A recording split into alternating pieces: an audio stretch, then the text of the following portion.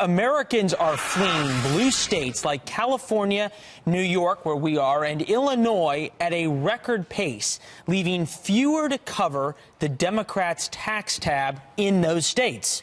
Right. So pretty crazy. So what could this all mean in the long term?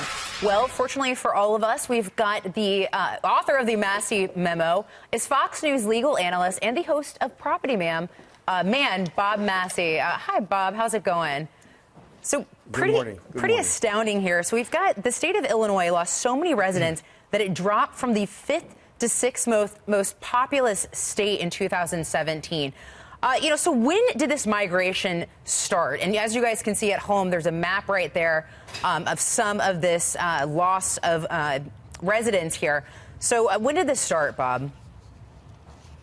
It actually started in July of 16 before the election results. And essentially what we're looking at is a circumstance where people got fed up in the blue states with the high taxes, the unemployment, the lack of development of the infrastructure. They're paying these taxes and the infrastructure is basically crumbling. So they decided, a lot of people decide, you know what, I'm not living like this anymore. I'm going to move from here. I'm going to sell my house, get whatever I can for it, and go to some states where it's more affordable. A lot of them went to the red states, where state income taxes aren't as bad, where there's better infrastructure, there's better opportunity. So this migration sort of started. There was an attitude of change and basically fed up. All right, so that was 18 months ago. Now we have President Trump's tax reform takes effect for this coming tax year, 2018. What does that do to these migration patterns?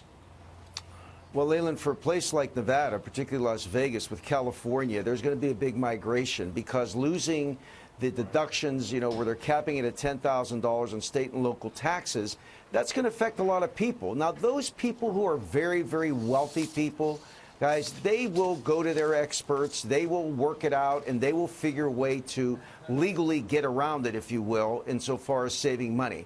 But those who still are making good living but saying, you know what, I basically have had enough, there's going to be migration to states like Nevada, to states like Florida, to Texas, where it's more affordable to live, where you don't have a lot of state income taxes. Here in Nevada, we have none. And as a result, that tax reform is going to sort of put another layer of migration, which is great for construction, for building, for real estate, for business, for everything. So what's the impact of all of this for the cities and states that are losing all these folks? Yeah, I think what basically this tax reform said, at least in a lot of ways, is, look, the states, you handle some of these problems.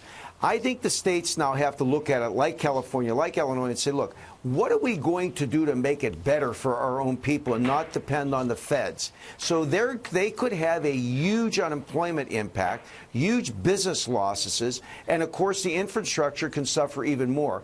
They need to get, the state governments need to get more diligent in how they handle their own citizens and don't depend on the feds. Yeah, and there's some talk now that states are going to get a little bit more competitive. California and New York may have to try to lower some of their taxes to get more competitive. What's your takeaway for the Massi memo, real quick?